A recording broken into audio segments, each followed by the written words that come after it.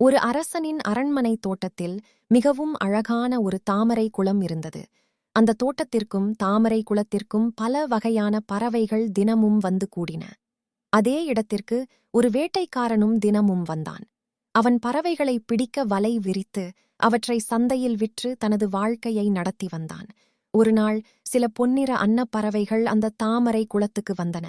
அவை அங்கே மகிழ்ச்சியுடன் உணவு உண்டுவிட்டு மீண்டும் தங்கள் வாழ்விடத்திற்கு திரும்பின. பிறகு அவை தங்களின் தலைமை அன்னப்பறவையிடம் சென்று, ஐயா, நகரத்தருகே ஒரு தாமரை குளம் உள்ளது. அங்கே நிறைய உணவு கிடைக்கிறது. நாம் அங்கே அடிக்கடி செல்லலாமா என்று கேட்டன. அதற்கு தலைமை அன்னப்பறவை எச்சரித்தது, இல்லை நண்பர்களே, நகரத்திற்கு அருகில் எப்போதும் ஆபத்து இருக்கும். நாம் அங்கே செல்லக்கூடாது. ஆனால் மற்ற அன்னப்பறவைகள் தொடர்ந்து வற்புறுத்தின. அப்போது தலைமை அன்னப்பறவை, உங்களுக்கு அவ்வளவு பிடித்திருந்தால் நாம் செல்வோம் என்றது. அனைத்து அன்னப்பறவைகளும் ஒன்றாக கூட்டமாக பறந்து தாமரை குளத்தை அடைந்தன. அங்கே வேட்டைக்காரன் ஏற்கனவே தனது வலை விரித்திருந்தான். தலைமை அன்னப்பறவையின் ஒரு காலில் அந்த வலை சிக்கியது. அவன் தனது காலையை விடுவிக்க மிகவும் முயன்றான். ஆனால் அது முடியவில்லை. அவனின் காலில் இரத்தம் வந்தது. கடுமையான வலி ஏற்பட்டது. ஆனால் அவன் அமைதியாக அதை சகித்துக் கொண்டான். நான் சத்தம் போட்டால் என் நண்பர்கள் பயந்து ஓடிவிடுவார்கள், உணவும் உண்ணாமல் போய்விடுவார்கள் என்று எண்ணினான். அனைத்து அன்னப்பறவைகளும் உணவு உண்ட பிறகு தலைமை அன்னப்பறவை அவற்றை அழைத்தது.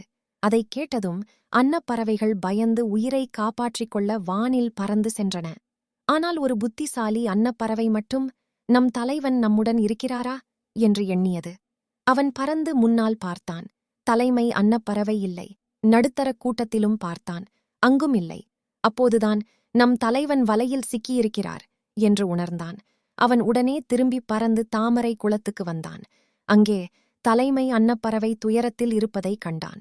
அந்த அன்னப்பறவை தலைவனை தேற்றிக் கூறியது, ஐயா, கவலைப்படாதீர்கள். உங்களை விடுவிக்க என் உயிரையே தியாகம் செய்யத் தயார். அதற்கு தலைமை அன்னப்பறவை சொன்னது, நண்பா, மற்றவர்கள் எல்லாம் என்னை திரும்பி பார்க்காமலே பறந்து போய்விட்டார்கள். நீயும் அவர்களுடன் செல்லலாம். ஒரு வலையில் சிக்கிய பறவைக்கு யாராலும் உதவ முடியாது. அதற்கு அந்த அன்னப்பறவை பதிலளித்தது, நான் இப்போது போனாலும் போகவிட்டாலும் எனக்கு அமரத்துவம் கிடைக்கப் போவதில்லை. நல்ல நாட்களில் உங்களுக்கு சேவை செய்தேன். இப்போது உங்களை விட்டுச் செல்ல முடியாது. நான் உங்களுக்கு முழுமையாக அர்ப்பணிக்கப்பட்டவன். அதை கேட்ட தலைமை அன்னப்பறவை, நீ சொல்வது சரிதான் நண்பா. சிரமம் வந்தபோது நண்பனை விட்டு விலகாததே நல்லவர்களின் நீதியான கடமை என்றது. அந்த நேரத்தில் வேட்டைக்காரன் அங்கே வந்தான்.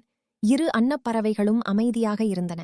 ஒரு அன்னப்பறவை வலையில் சிக்கியிருப்பதும் மற்றொன்று சுதந்திரமாக இருப்பதும் பார்த்து வேட்டைக்காரன் ஆச்சரியப்பட்டான்.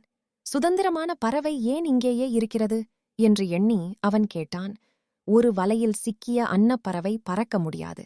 ஆனால் நீ ஏன் தப்பிச் செல்லவில்லை? அவனுடன் உனக்கு என்ன உறவு? அதற்கு அந்த அன்னப்பறவை பதிலளித்தது, ஓ வேட்டைக்காரனே, இவர் எங்கள் தலைவர், என் நெருங்கிய நண்பர். நான் உயிர் உள்ளவரை அவரை விட்டு விலக மாட்டேன். வேட்டைக்காரன் சொன்னான், நீ சுதந்திரமானவன். உன்னிடம் எனக்கு எந்த விரோதமும் இல்லை.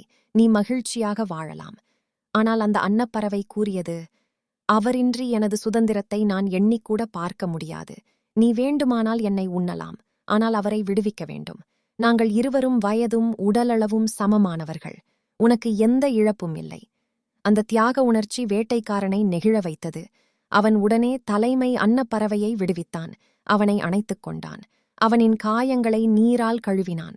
அந்த அன்பான பராமரிப்பால் காயங்கள் குணமடைந்தன. பிறகு தலைமை அன்னப்பறவை கேட்டது, நண்பா, நீ ஏன் இந்த வலை விரிக்கிறாய்? வேட்டைக்காரன் பதிலளித்தான், பணத்திற்காக. அதற்கு தலைமை அன்னப்பறவை கூறியது, அப்படியானால் எங்களை அரசனிடம் அழைத்துச் செல்லுங்கள். அவர் உங்களுக்கு நிறைய பணம் தருவார். ஆனால் வேட்டைக்காரன் மறுத்தான். நான் அரசனை பார்க்க விரும்பவில்லை.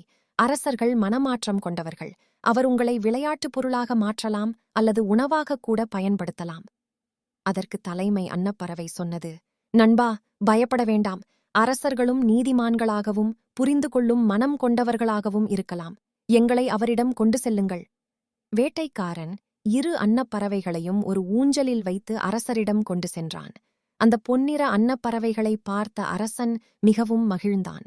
தலைமை அன்னப்பறவைக்கு இரத்தினங்களால் அலங்கரிக்கப்பட்ட ஆசனமும் மற்ற அன்னப்பறவைக்கு பொன்னால் செய்யப்பட்ட இருக்கையும் அளித்தான். பொன்னாலான பாத்திரங்களில் சுவையான உணவும் பரிமாறினான். மேலும் வேட்டைக்காரனுக்கு நல்ல குளியல், சுத்தமான அலங்காரம் செய்ய உத்தரவிட்டான். அவனுக்கு அரச மரியாதை வழங்கி மதிப்புமிக்க பரிசுகளும் அளித்தான். பின்னர் வேட்டைக்காரனை மகிழ்ச்சியுடன் அனுப்பி வைத்தான்.